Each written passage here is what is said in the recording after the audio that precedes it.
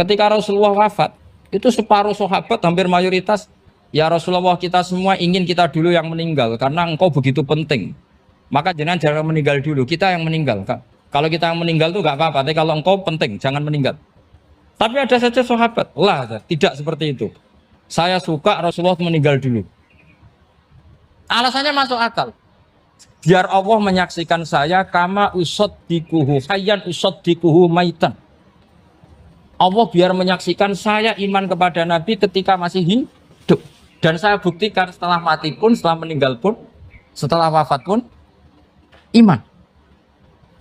Jadi ternyata baisnya itu supaya orang tahu bahwa iman kita kepada Nabi itu iman yang super. Sehingga ketika beliau sugeng ya kita iman, setelah wafat juga kita iman. Kai usaddikuhu maitan kama usaddikuhu hayyan. Supaya saya mentasdikkan beliau setelah meninggal sebagaimana kita mentasdikkan beliau saat masih hidup. Dan ternyata Allah ridho dengan perkataan sahabat itu. Kenapa Allah ridho? Karena menjadi pelajaran bagi orang-orang yang ditakdir gak menangi Rasulullah SAW. Tetap mereka ini. Jangan kayak setan. Setan itu kurang ajar betul oleh iblis itu. Masyhur itu. Iblis itu nangis-nangis neng Nabi Musa. Iblis itu takutnya sama Allah itu luar biasa. Sampean kalah. Iblis itu setiap ketemu malaikat karena dia ngerti alam gaib, mesti apa itu?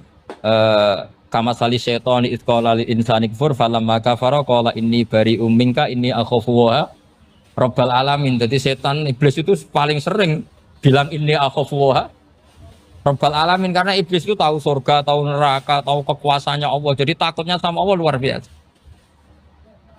Makanya setiap dia mengajarkan kekafiran, setelah orang itu kafir gimana? Inni bari'um minka inni akhafu wa rabbal alamin. Saking takutnya sama Allah, suatu saat iblis ini datangi Nabi Musa. Karena tahu Nabi Musa itu kalimullah. Orang yang bisa komunikasi langsung dengan Allah. Ya Musa ya kalim Allah, saya ini makhluk. Saya takutnya sama Allah luar biasa. Tolong rayukan Allah supaya nerima tobat saya. Karena dirayu terus lama-lama Nabi Musa bilang, oke, tak rayukan Allah. Sama Allah. Karena Musa kekasihnya, ya Allah iblis punya ingin tobat. Tolong dikasih hak tobat. Kata Allah, oke. Dia bisa tobat asal mau sujud di makamnya Nabi Adam, karena kesalahannya dia gak mau sujud sama Nabi. Semenang Nabi Musa karena ada cara untuk iblis menjadi tobat. Dikasih tahu sama Nabi Musa, alhamdulillah kamu diterima tobatnya. Syaratnya apa? Sujud ke kuburannya Nabi Adam. Wah iblis ya tahu aslinya terus. Asjuduhu maitan wa qatla asjuduhu hayyan. Zaman urip aku ora gelem, mbok nek wis mati. Oh dasar setan itu. Zaman urip ya aku ora gelem wis mati kok kon sujud. Kumat maksudnya terus ya sudah terus sampai sekarang akhirnya. Kalau sekarang sudah tidak mungkin lagi karena nggak ada Nabi Musa. Jadi ijtihadnya sahabat melihat wafatnya Rasulullah itu beda-beda dan ternyata semuanya diridhoni Allah. Karena ternyata yang suka Nabi wafat dulu adalah ingin supaya umat Islam tetap mencintai beliau. Iman sama beliau, tasdik sama beliau, sebagaimana tasdik zaman sugeng. Makanya kita harus mencintai guru-guru kita. Uhibbuhu maitan kama uhibbuhu hayyan. Saya sampai sekarang itu ya merasa Mbah Mun itu tidak meninggal. Saya masih merasa kalau bapak saya tidak meninggal karena kita mencintai beliau-beliau ketika hidup dan ketika wafat itu sah. Karena beliau-beliau sama kita juga seperti itu. Rasulullah itu ketika mendekati wafat, ya bahasa halusnya intaqala ila rafiqil a'la. Itu Nabi kalau ngedikan tuh rileks sekali. Hayati khairun lakum wa wafati khairun lakum. Cung aku nak uripku ya apik. Engko nak aku wis kapundhut ya apik. Fa amma hayati fali asunna lakum as-sunan. Sebagian riwayat fa innakum tuhadditsuna anni wa uhadditsu ankum. Kalau saya masih hidup, saya bisa mengajarkan kamu sunnah. Mengajarkan kamu tradisi-tradisi yang benar. Dan ketika aku mati, ketika aku sudah wafat, maka saya jejer Allah, kata Nabi. Saya berdampingan dengan Allah, maksudnya dekat Allah. Tentu bila kaifin walan hisab. Terus sudah fa'inna amalakum, amal-amal kamu diperlihatkan ke saya. Belum yang saya sudah dekat Allah, kalau amal kamu baik, saya muji Allah. Kalau amal kamu buruk, saya langsung mintakan ampun kepada Allah. Jadi Nabi rileks sekali. Artinya saya hidup bagus karena bisa ngajarkan kamu as-sunan wa syara'i'. Kalau saya wafat karena saya dekat Allah. Kalau kamu baik, saya muji Allah. Kalau kamu buruk, saya mintakan ampun kepada. Guru-guru kita juga seperti itu. Justru setelah wafat, beliau-beliau punya kesempatan dekat sama Allah, dekat sama Al-Malail A'la, sehingga mendoakan apa? Nah, terus kata Sayyid Muhammad, wala taqulu lima yuqtalu fi sabilillahi amwat. Kamu jangan pernah berkeyakinan atau berpendapat atau berkomentar kalau orang-orang yang mati fi sabilillah adalah berstatus apa? Mati, amwat. Kalah.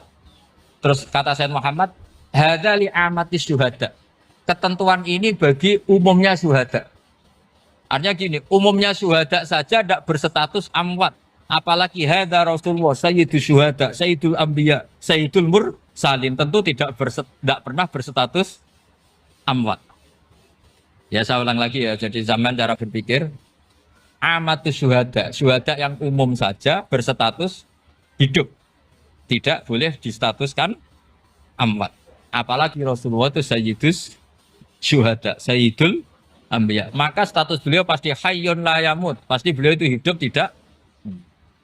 Dan karena beliau itu asfaq, sangat sayang kepada kita, sebagaimana zaman beliau hidup itu sayang kepada kita, sampai nangis-nangis minta hak syafaat, maka setelah meninggalkan pun beliau pasti sayang kita dan pasti berusaha supaya kita diampuni oleh Allah Subhanahu wa ta'ala. Sehingga ada sahabat yang tadi berpendapat, kalau saya nggak masalah Nabi wafat dulu, supaya Allah menyaksikan saya usaddiquhu maitan kama usaddiquhu hayyan. Jadi ini cerita ya, cerita sudut-sudut pandang. Fikih itu penting sekali. Kata Sayyid Ali yang Shahibus Simtud Durar itu, wabihi qiwamus syariah. Yang bisa mengawal syariat itu hanya fikih. Fikih itu ya kalau yang paling gampang untuk kita misalnya punya Fathul Qorib, Fathul Mu'in, Fathul yang.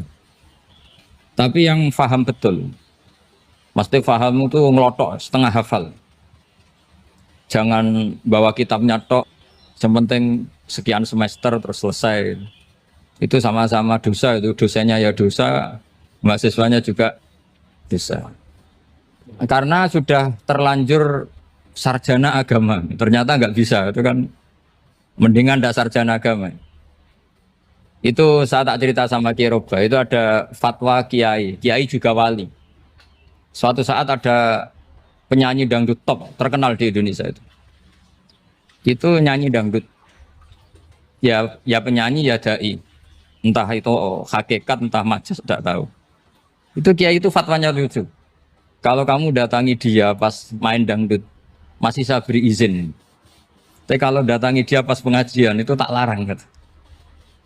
Kan santrinya jadi eskal, ini pas pengajian dilarang, pas dangdutan kok malah dapat izin. Tapi bukan berarti halal ya, dapat izin. Dapat izin kan potensinya bisa karena dilarang lah ya tetap belerot. Terus suatu saat si santri ini setengah wali, tidak wali tapi setengah.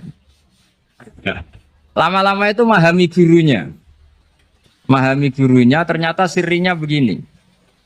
Kalau seorang penyanyi yang tidak pernah ngaji, kemudian ngomong agama, itu potensinya itu fadallu wa adallu, sesat dan menyesatkan. Tapi kalau dia sedang nyanyi dangdut, penyanyinya cowok, sama jangan bayangkan dangdut putri, enggak, itu cowok sudah tua lagi. Jadi potensi halalnya ada lah maksudnya untuk, tapi tidak alat musiknya, orangnya. Tapi kalau dia nyanyi itu paling dosanya hanya nyanyi. Saya ulang lagi, murid tadi akhirnya paham kalau datangi pengajian itu artinya ikror kalau dia seorang dai atau seorang yang layak ngomong apa? Agama. Itu lebih bahaya karena kita santri, apalagi kita doktor atau MM, terus ngekrori orang yang nggak jelas asal usulnya. Tapi kalau nyanyi kan nyanyi saja. Sehingga itu menjadi fikih. Bahaya terbesar dalam fikih adalah apa? Mengkaji fikih tidak dari ahlinya. Ya saya ulang lagi ya, mengkaji fikih tidak dari apa? Ahli. Nah kenapa demikian? Begini, saya beri contoh. Ilmu fikih itu tentu pertama dari Rasulullah SAW. Kemudian bersanad sampai kita atau kita sampai Rasulullah. Itu ngalami sekian ijtihad yang tidak mudah. Saya beri sekian contoh. Dulu Imam Syafi'i itu sukanya sama guru yang miskin, ya karena rata-rata santri juga miskin. Jadi mesti ngidolakan guru yang miskin. Karena sesama miskinnya harus berkoalisi. Tapi akhirnya gurunya Imam Syafi'i itu miskin sekali. Namanya Muslim bin Khalid Az-Zanji itu miskin. Sufyan As-Sauri miskin. Sufyan bin Uyainah miskin. Setelah ngaji di Medina itu Imam Malik itu kaya. Pas itu Imam Malik sudah kaya. Setiap ketemu Imam Syafi'i dikasih uang. Sampai ketika Imam Malik itu bilang, kamu sudah alim, ilmu saya sudah habis, kamu ngaji sama yang lain. Sama siapa? Kata Imam Malik, orang yang sealim saya sudah meninggal, namanya Abu Hanifah. Tapi dia punya murid, namanya Muhammad bin Hasan Asy-Syaibani, kamu ke sana. Terus Imam Malik datang ke Baki. Dulu Baki itu pasar rental, ya Grab lah bila sekarang. Itu mengumumkan, siapa kafilah yang mau ke Irak? Kita ya Imam Malik, dibayari sama Imam Malik. Ini yang antar ke Irak, ke Muhammad bin Hasan Asy-Syaibani. Imam Malik mulai ngeper. Guru saya yang miskin tidak pernah nyangoni, guru-guru saya yang kaya sering nyangoni. Mulai memasalahkan kiai miskin, gitu. Kira-kira seperti itu mulai masalah. Setelah datang ke Irak, di Muhammad bin Hasan Asy-Syaibani itu si Muhammad bin Hasan Asy-Syaibani itu kalau ngitung uang itu di meja tamu. Jadi punya emas lantaan, punya uang. Kira-kira kalau Indonesia punya rupiah, punya dolar, dihitung itu di ruang tamu. Kata Imam Syafi'i, saya dengan Imam Malik saja nggak serik, ini lebih kedonyan lagi kiai. Ngitung uang itu di ruang tamu. Terus akhirnya si Muhammad bin Hasan Asy-Syaibani ini ahlul usul, dia pakar usul. Kamu heran sama saya? Iya, kiai kok kedonyan. Dia ngomong gitu. Tapi kata Muhammad bin Hasan Asy-Syaibani, kalau kiai tidak boleh kaya, itu tak kayak wong fasik. Ben gue demenan, gue mabuk. Oh jangan, nanti dipakai maksiat. Penjenengan mawon kersane digetoat. Berarti kiai oleh sugih, pun angsal-angsal. Semenjak itu jadi satu fikih bagi Imam Syafi'i. Ternyata kalau mengharamkan kiai sugih, berarti membolehkan yang fasik sugih. Kalau yang fasik sugih bisa dipakai i'anah alal maksiat. Semenjak itu mindset pikiran Imam Syafi'i rubah. Saking rubahnya sampai beliau berpendapat orang bisa beli Alphard, kok beli carry itu haram. Bisa jadi bupati kayak Pak Roba, jadi RT haram. Sokanya gitu.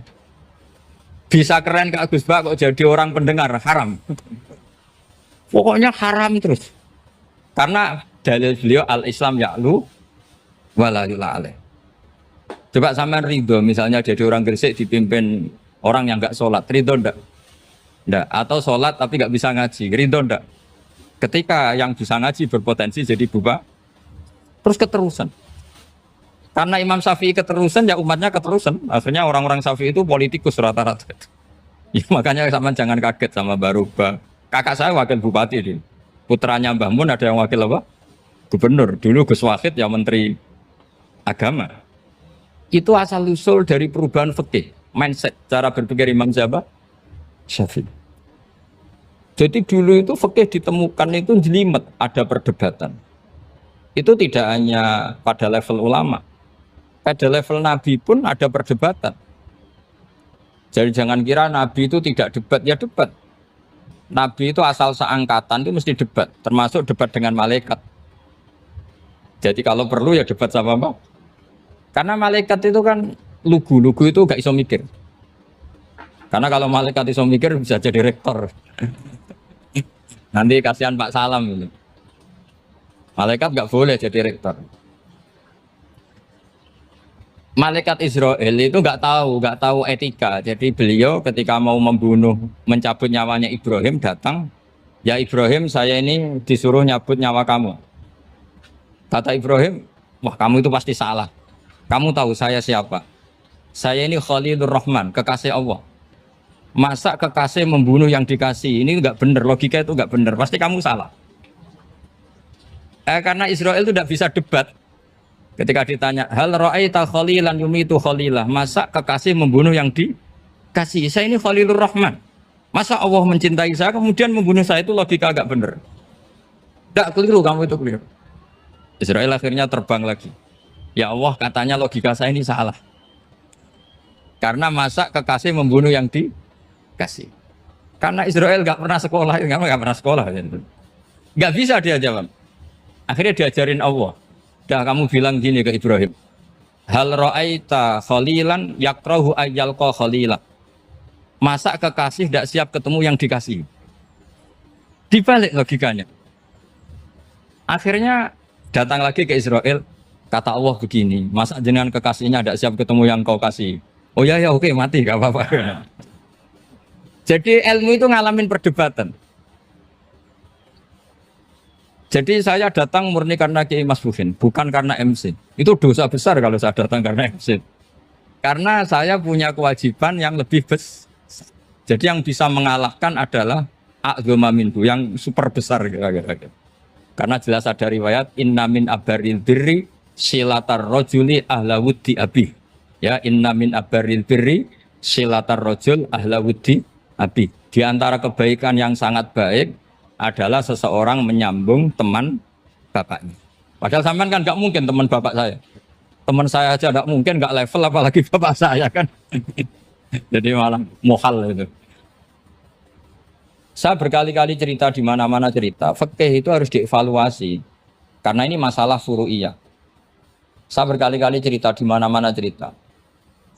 Hukum berteman orang fasik gimana? Pasti orang jawab haram karena takut ketularan orang fasik. Tapi kalau dibalik, hukumnya bina orang fasik gimana? Ya baik, umatnya Nabi. Bisa bina kalau berteman. Kamu bisa bina orang fasik tanpa berteman? Nggak bisa. Jadi kalau dibalik, hukum berteman orang fasik gimana? Haram. Hukumnya bina orang fasik? Baik. Bisa bina kalau berteman. Berarti berteman orang fasik? Ya terus nanti pada level lapangan sih gampang.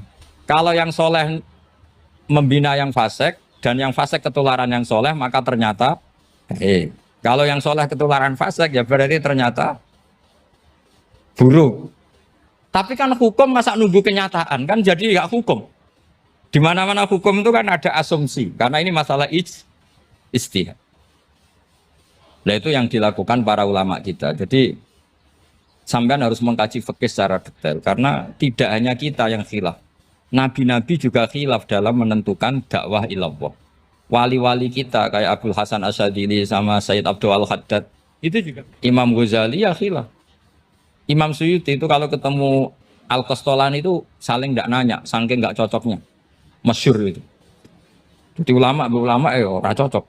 Bedanya nak saiki perkara partai. Kalau orang dulu enggak, karena pakai asumsi, karena memang susah. Nggak misalnya memang tak bedai, tak beri yang di, nggak misalnya ada orang rukuk kemudian kentut, itu sholatnya batal apa enggak? Enggak, jawab saja. Enggak, orang sholat kemudian pas rukuk kentut atau kelihatan auratnya, sholatnya batal apa enggak? Batal. Itu keliru nih sampean, itu salah dosennya mesti itu. Pertanyaannya gini, yang dikatakan sholat itu kan aqwalun wa af'alun muftatahatun bitakbir muftatamatun bitaslim. Lalu ketika sampai ruku apa sudah namanya sholat sehingga kamu katakan batal? Namanya sholat aja belum kok sudah kamu katakan batal gitu.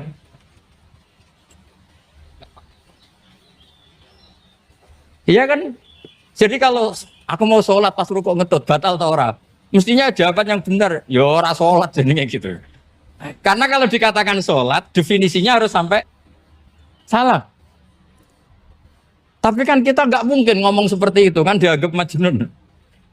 Padahal itu yang benar, yang punya kecerdasan. Nah makanya pertanyaannya, fikih itu ngikuti bahasa awam apa bahasa istilah? Kalau ngikuti bahasa awam ya kayak tadi, sholat kok pas rukuk kentut maka batal. Sebenarnya yang batal itu sholatnya apa rukuknya? Nah makanya terjadi perdebatan. Kalau yang pakar-pakar usuli itu salah istilah itu nggak mau. Saya ulang lagi, kalau pakar-pakar usuli itu salah istilah itu nggak mau. Terus misalnya tak beri contoh lagi.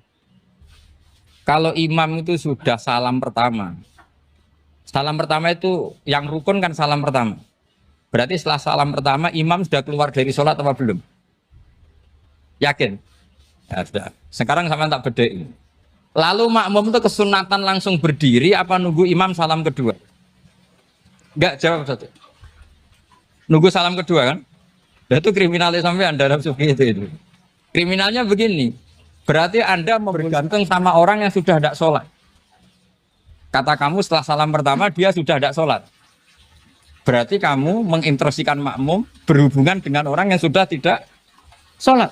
Karena sudah keluar dari sholat ketika salam pertama. Kalau kamu di debat gitu gimana jawabnya? Pusing kan?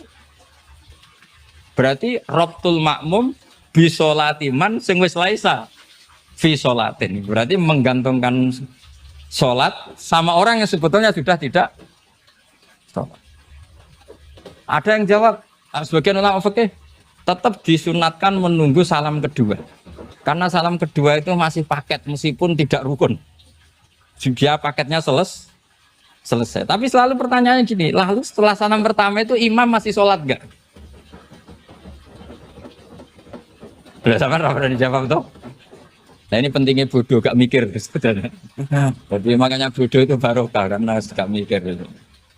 Jadi soalnya Rabbana ma khalaqta hadza batila. Sing bodoh ya barokah, sing pinter ya barokah. Sira barokah maksiat. Serana barokah plus. Jadi ilmu itu harus mengalami satu gesekan karena logika itu bisa dibalik. Nah karena ilmu itu mengalami satu gesekan, satu logika yang bisa kayak iya kayak enggak. Sehingga jargon di dunia ijtihad itu begini. Ra'yuna shawabun yahtamilul khata' wa ra'yuka khata'un yahtamilus shawab. Pendapat saya benar tapi mungkin salah. Tapi pendapat kamu taruhannya salah dulu tapi yang mungkin benar. Jadi mustahid kalau kata mustahid itu lucu. Ngomongnya itu ra'yuna shawabun yahtamilul khata'. Pendapat saya tarifnya benar dulu tapi yang mungkin salah. Kalau pendapat kamu salah tapi ya mungkin benar atau mungkin bisa salah ya tidak tahu pokoknya mungkin benar. Nah kenapa demikian? Begini, di luar masalah tauhid, seorang lagi di luar masalah tauhid itu tentu ada masalah-masalah yang sifatnya ijtihadiyah.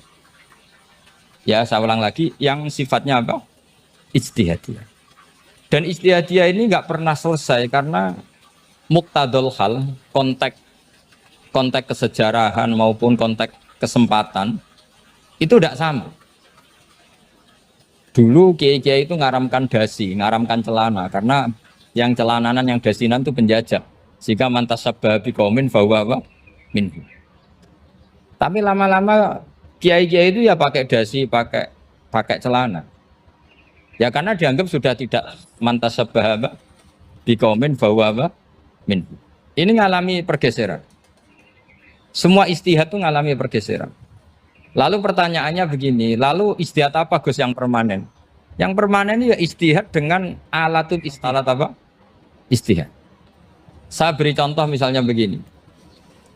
Nabi Musa itu yang ngalami istihad. Kata beliau karena kangen Allah, itu ingin melihat Allah karena kangen. Rabbi arini anzur ilai. Qala lan tarani walakin anzur ilal jabal. Ya sudah namanya orang kangen ya ingin melihat. Ya sudah gitu aja. Sehingga ahli ilmu kalam itu berdebat. Kalau kata ahli sunnah, karena Nabi Musa minta ingin melihat Allah, berarti melihat Allah itu jaiz, mungkin. Karena Nabi gak boleh bodoh meminta sesuatu yang hal. Maka antipatinya ahli sunnah terhadap pendapat Mu'tazilah itu antipati. Karena menurut pendapat Mu'tazilah, Allah itu qadim, Allah itu laisa kamislihi syai'un, sehingga gak bisa dilihat. Pertanyaannya adalah berarti Nabi Musa meminta sesuatu yang hal itu bodoh sekali sampai nggak tahu mana hal mana apa jaiz. Makanya kata Imam Ghazali, masa Nabi Musa yang Nabi nggak tahu kalau melihat Allah itu hal sampai minta berarti nganggap itu jaiz atau boleh. Itu cara pandang orang-orang ahli sunnah apa wal jamaah. Tapi tetap saja sebagian ulama itu ya balelo. Yang kayak Mu'tazilah itu ya balik loh, cara berpikir pokoknya itu karena kangen, bukan karena mungkin atau tidak mungkin. Jadi nggak mungkinnya tetap tidak mungkin. Terus mereka dalil la tudrikul absar wa huwa yudrikul absar. Nah, sudut pandang ini akan terus. Ada seorang wali ditanya, kalau kamu di surga ingin melihat Allah apa enggak? Jawabnya enggak. Kenapa ya? Kasihan Allah.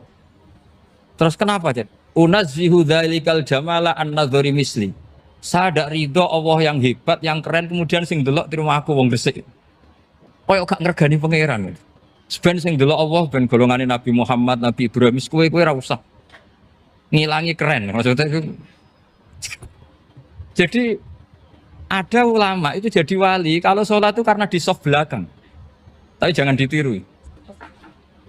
Itu kan nggak lazim ya, lazimnya kan afdhalus sufuf as-saful awal. Ketika ditanya kenapa kamu kalau sholat di belakang, cek GR koyok wani suwan pangeran gak ngarep, aku sungkan nanti gue gulir. Kalau sampean kan karena males bukan karena sungkan. Jadi itu artinya rasa ya. Makanya nggak bisa, nggak ada ijtihad itu nggak mungkin karena perasaannya orang itu beda-beda. Itu Sayyid Abdul Al-Haddad itu kalau ngendikan masyhur, man da'a li dzalimin bil baqa faqad ahabba yusawwa fi ardi. Orang yang mendoakan orang fasik masih hidup, gak mati-mati, itu berarti suka kalau Allah dimaksiati di buminya. Wong fasik kelakuannya rak maksiat, nak mbok dongakno mari. Itu berarti kamu ingin Allah didurakani terus menerus karena si fasik masih hidup. Tapi kalau Abu Hasan Asy'adili cara ngendikan gini, kalimatnya persis. Man ahabba alla yusawwahu fi ardi faqad ahabba alla tadhara maghfiratuh. Orang yang ingin dunia ini steril gak ada maksiat, maka sama saja berkeinginan tidak melihat luasnya maghfirahnya Allah. Sama-sama wali besar. Tapi cara pandang hubungannya dengan Allah seperti itu. Jadi mau tidak mau, ijtihad itu mau tidak mau.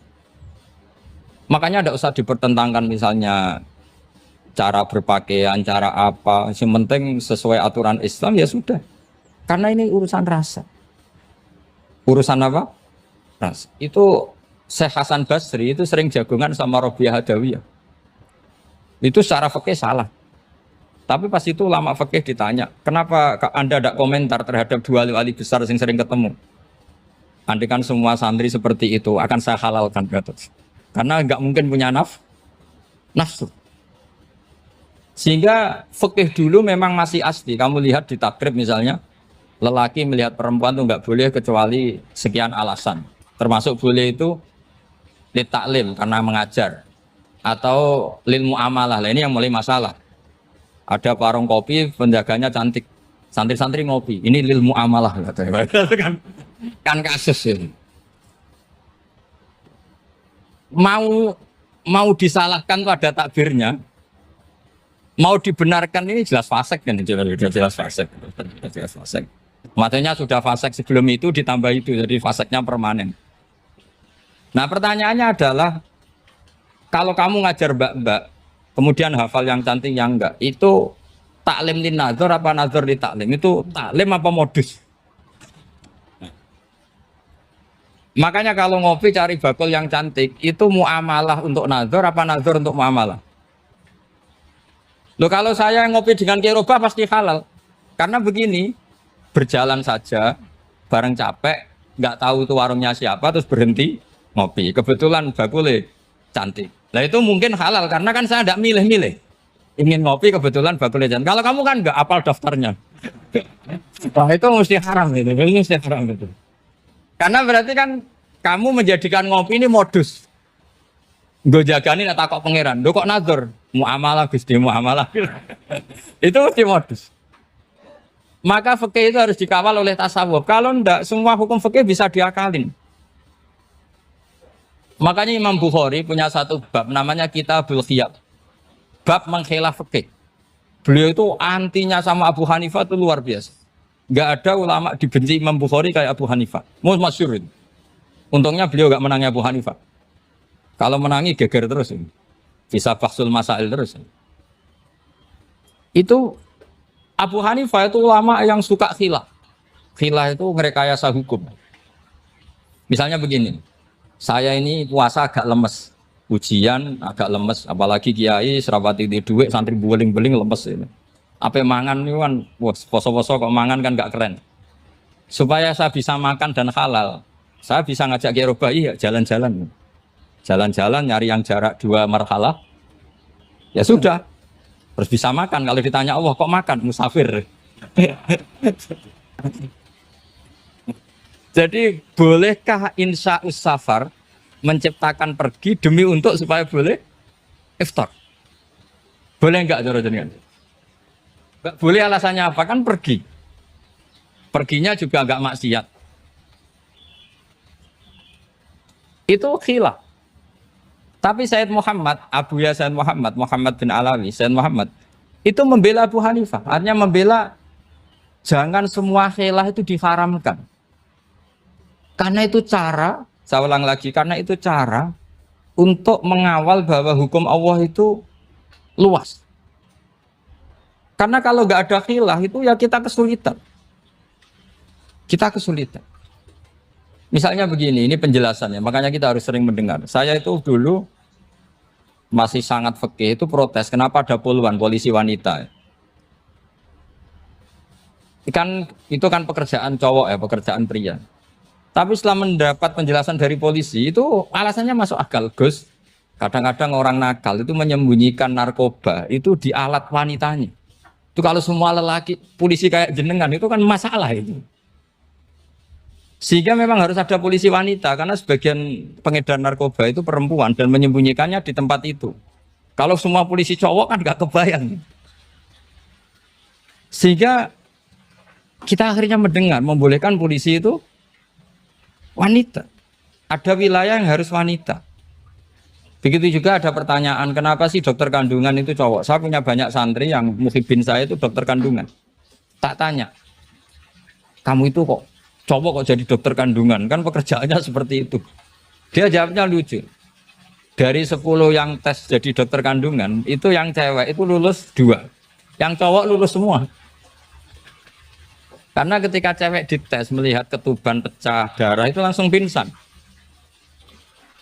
Sehingga yang secara psikologi dablek itu kan memang lelaki. Jadi roh wongnya sewakit santai. Kadang nggak lahir-lahir cinta ini nang jopo rokokan santai. Itu kalau cewek yang jadi dokter kandungan itu nunggu jam 11, jam 4 sudah pingsan. Nah ini cerita, bukan berarti saya menghalalkan, enggak. Kita harus mendengar, saya ulang lagi, kita harus apa? Dan itu setelah mendengar itu nanti jadi disiplin ilmu, yaitu namanya fikih. Karena ilmu fikih itu sebetulnya gampang. Sampai kalau ngaji i'anah, itu kelihatan fikih itu gampang karena ada logika yang terbangun. Misalnya begini, orang kalau tawaf itu disuruh agak jauh dari Ka'bah. Jangan sampai nginjak sadarwan. Karena sadarwan itu pondasi itu ikut Ka'bah. Kenapa begitu? Ya jenenge ra muteri Ka'bah, ide-ide Ka'bah. Jadi sebenarnya sederhana logikanya. Sing jenenge muter itu di luar itu kita muter. Nah kalau nginjak pondasinya namanya gak muteri Ka'bah tapi ide-ide Ka'bah. Ya jadi sederhana sebetulnya ya masuk akal. Jadi fikih itu tidak ada yang iskal, sebetulnya masuk akal. Tapi karena kita nekuni itu tidak serius, maka terus jadi paradok. Saya beri contoh lagi, ini sebagai penghormatan saya sama Kiai Mas Bukin, karena ini sudah namanya fakih. Kalau ada ayam jago ditabrak truk, terus kejet-kejet, adekan dibiarkan pun mesti mati. Karena gerakannya sudah harokatul masbuh. Terus kamu sembelih, itu halal apa enggak? Enggak jawab, ayam jago loh. Kalau kamu katakan halal, dia sudah tidak punya hayatun mustaqirroh, kehidupan yang permanen. Andai kan kamu biarkan pun 1 menit lagi meninggal. Kejet-kejet kan prosedur saja. Maksudnya pantasnya mati ya kejet-kejet sih, tapi sebetulnya sudah pasti mati. Maka ini ada 2 ulama. Kalau kata Imam Malik tetap namanya halal. Karena ruhnya masih di situ, sehingga ketika kita nyembelih, ya nyembelih hewan yang hidup. Yang namanya nyembelih itu pokoknya mematikan yang punya roh. Sementara saat itu rohnya masih di situ, meskipun 1 menit lagi pasti. Tapi kalau mazhab Syafi'i enggak, ini sudah harokatul masbuh. tidak punya hayatun mustaqir. Sehingga dalam perdebatan ulama fikih itu lucu, kadang ya gampang mangkel non. Misalnya begini, kalau ada anak lahir tidak ada amaratul hayat, nggak nangis, nggak bernafas, sunat disolati apa enggak? Siktun sing layas tahilu walayas, langsung lahir langsung mati, nggak ada amaratul hayat. Rata mikir tuh. Itu tidak wajib disolati. Alasannya, ya kan memang sholat alal mayit kan tidak pernah hidup. Di mana-mana mayit itu setelah hidup mati. Ini kan tidak pernah hidup. Namanya ya atul lahmin, ya potongan daging itu aja. Enggak. Jadi kadang fikih diwaca tenan jebule mangkel no. Terus ketika di kitab Minhajul Thalibin itu, kalau kamu keluar mani itu wajib mandi enggak? Wajib kan? Kalau keluar mani inzal itu kan wajib mandi. Nah kenapa nifas atau wiladah keluar bayi? Kenapa ibu-ibu kalau keluar bayi wajib mandi?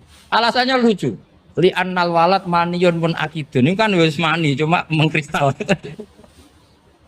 Jadi kadang pakai mangkel. Apa ya?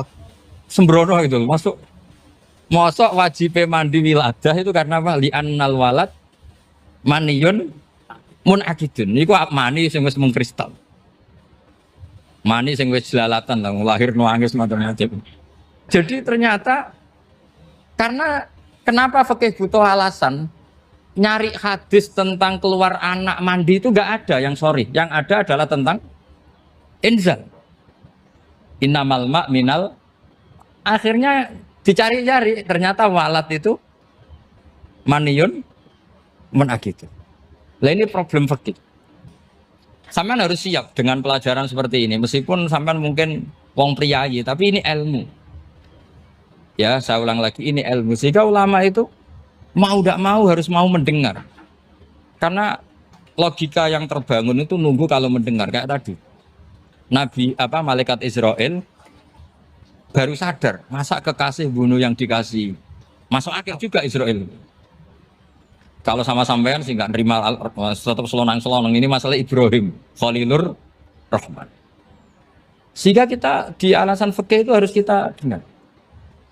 Saya dulu itu, saya sampai sekarang itu sama, kalau bayi lahir masih sudah berbentuk bayi, saya sendiri berpendapat sebaiknya disolatin. Kalau sudah berbentuk apa? Bayi, meskipun tidak nangis, tidak ada amaratul hayat. Kan yang digugurkan itu wajibnya, bukan masalah boleh dan tidak. Itu banyak lah perdebatan ulama di bab itu.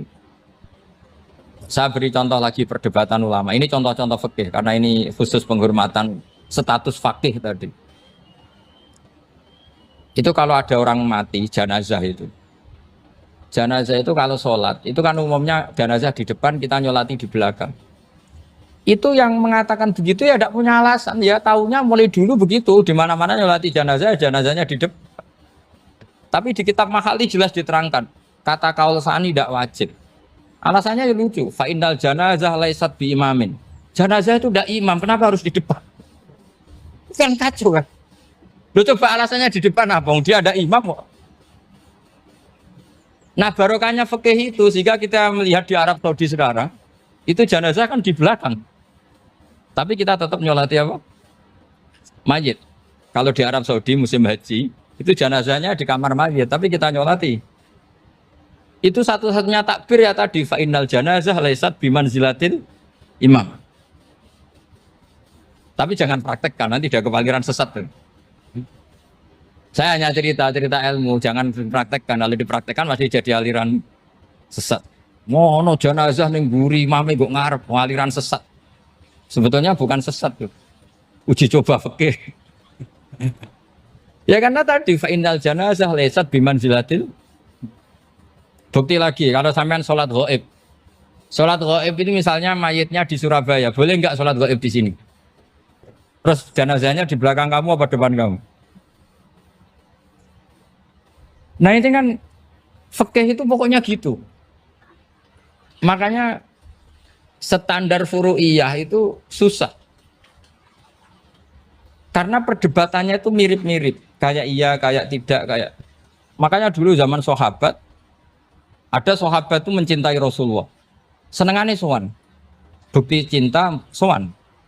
Banyak juga yang sahabat bukti cinta Nabi itu tidak pernah sowan. Alasannya ganggu. Kenapa kamu jarang sowan Nabi? Saya sering jamaah sama Nabi, saya tidak pernah sowan. Kenapa? Ganggu. Biar Nabi kalau di rumah sama anak istrinya, saya tidak mau ganggu. Makanya saya termasuk kiai yang gak pati seneng disowani. Karena ya itu tadi. Kalau ngulang seneng saya, kalau disowani biasa saya. Kalau Kiai Roba itu nilai, nak pernah sepuh jadi rasuan nilai. Jadi beda, saya sering ditilii Kiai sepuh. Tapi bahasanya tentu tidak sowan, tapi nopo nilai. Kalau sowan itu maka kan nafkah itu seperti itu. Jadi ada disiplin, di situ ada disiplin ilmu. Yang kadang kita tidak cocok. Makanya Imam Syafi'i sendiri ngendikan, kadang beliau dengan gurunya, dengan Imam Malik sampai ngarang ikhtilafu Malik. Beliau punya data yang beliau itu sedang nggak sama dengan gurunya, yaitu Imam siapa? Malik. Karena mindsetnya itu beda. Tidak sampai misalnya saya tanya, sholat itu harus menghadap kemana? Tidak, jawab saja. Kiblat kan. Ukurannya apa coba? Namanya madhep. Wajah apa dada? Imam Syafi'i milihnya dada. Sekarang praktekkan dalam dialog keseharian. Saya jagungan sama Kiai Roba seperti ini, terus wajah saya begini, madhep enggak? Nah itu masalah. Terus pertanyaannya, madhep dengan dada itu fis sholat apa fil qiyam?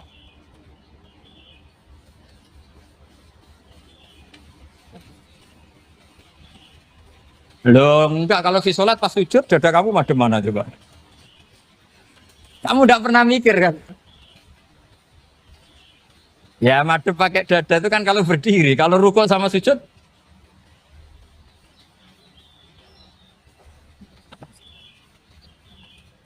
Lah itu ulama itu jelimet gitu. Makanya jarang yang menekuni profesi ulama itu. Karena menekuni proposal banyak, karena memang susah. Jadi ulama itu orang yang cara berpikir sudah aneh. Sehingga mereka detail. Maksudnya menghadap itu apa? Ukurannya kalau berdiri ya dada, tapi nggak bisa kamu katakan atawajuh bisodri aturan dalam sholat, fikuli sholat. Pertanyaannya lah kalau rukuk sama sujud, dadanya menghadap kemana coba? Maka itu ilmu yang sudah jelimet. Nah ulama usul fikih, ulama yang nggak mau salah per detail hukum. Sehingga menurut Imam Rafi'i, misalnya kalau beliau ditanya sujud itu gimana ya, asal wat ujabha ya sujud.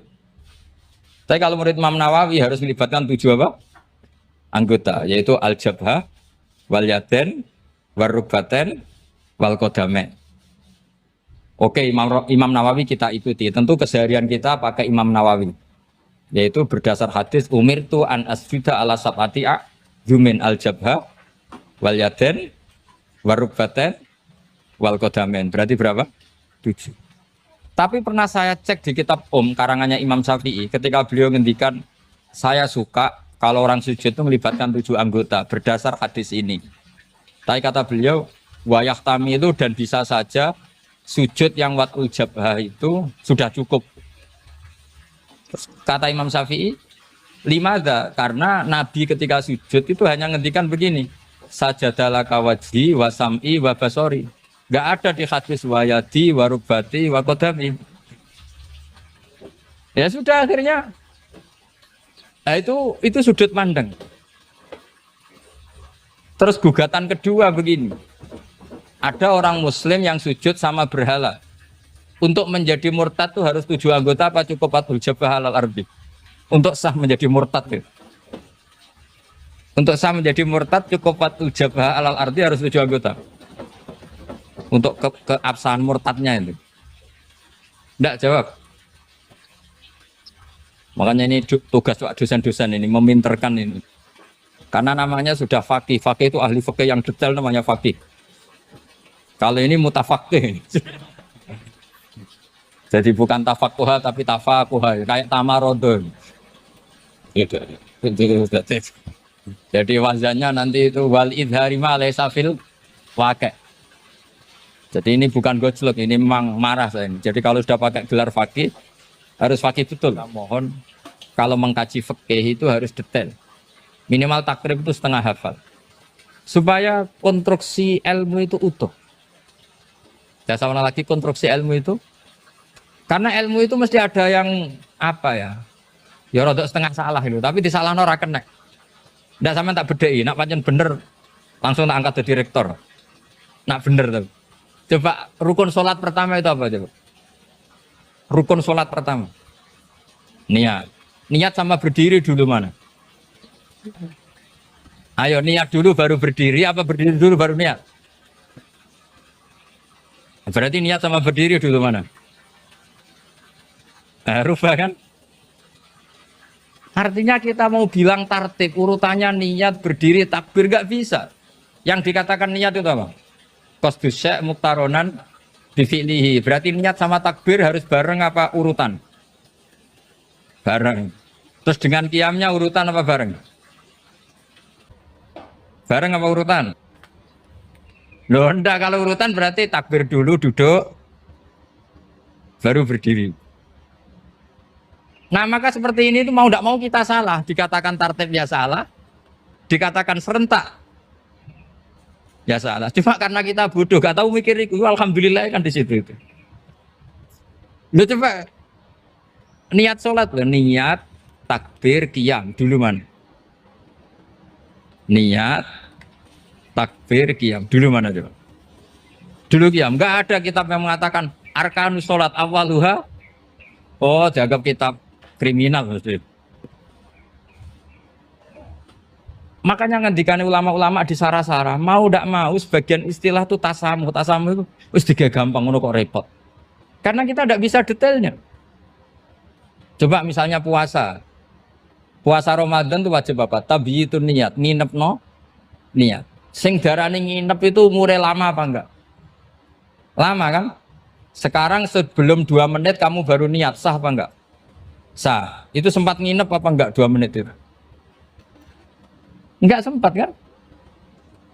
Jadi ilmu itu, makanya kata ulama-ulama, pokoknya ilmu itu mesti ono unsur tasamuh. Tasamuh itu ya digawe gampang. Apa? Digawe gampang. Misalnya Imam Syafi'i berpendapat mashu ba'dir roksi. Itu kata beliau walau sya'rotan fi hadir roksi. Meskipun satu rambut asal masih di wilayah kepala, tapi kalau rambut itu dikeliwir, dibasuh di sini nggak sah, karena sudah keluar dari batas apa? Kepala. Imam Syafi'i cara berpikir kan, yes ini jenenge basuh sirah. Tapi cara Abu Hanifah enggak, ya enggak, yang namanya megang kepala itu ya minimal 1/4. Masa gitu dikatakan megang? Lalu ulama usul fikih itu berdebat. Sesuatu itu sesuai masodaknya. Masodak itu yasduku alaihi kadza. Yaitu ini tadi saya cerita ke Ibu Khen tentang ngaji Jamul Jawame. Ini ilmu yang di Jamul Jawame. Sesuatu itu ukurannya mayasduku alaihi kadza apa dengan takrif definisi. Misalnya gini, sholat itu batal dengan makan. Kalau kamu sholat makan batal nggak? Nggak, jawab saja. Batal. Itu satu upo apa satu piring? Nggak, jawab saja. Satu upo sudah batal. Sekarang bab makan di ngormat tamu. Cong tamuku kaimangan. Iku sak upo apa sak piring? Nah ini kan tidak fair, di bab tamu makan satu piring, tapi di bab sholat satu upo. Maka pertanyaannya, lalu penamaan sesuatu itu berdasar masodak, mayasduku alaihi ismu kadza, atau berdasar uruf?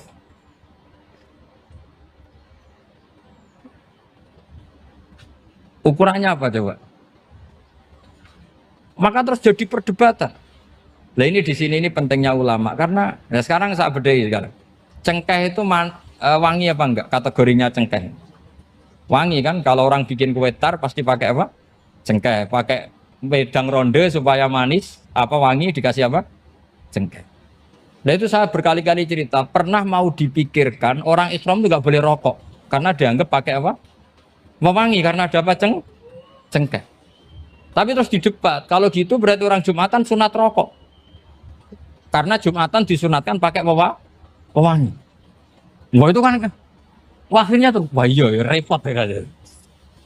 Jadi kalau cengkeh kamu kategorikan wewangen, yang orang ihram nggak boleh rokok karena pakai cengkeh yang wangi. Konsekuensinya orang Jumatan sunat rokok karena berarti di masjid pakai apa? Pewangi kan sesat semua. Jadi itu ilmu. Makanya selain fikih mateng itu ada ilmu yang namanya usul fikih. Usul fikih itu yang neliti itu. Mayas duku alaihi kaza. Jadi yus ngono iku darani ngono. Saurang lagi. Ngono iku wis darani ngono. Ora perlu roh detail. Ya, saya ulang lagi. Wis ora perlu roh detail.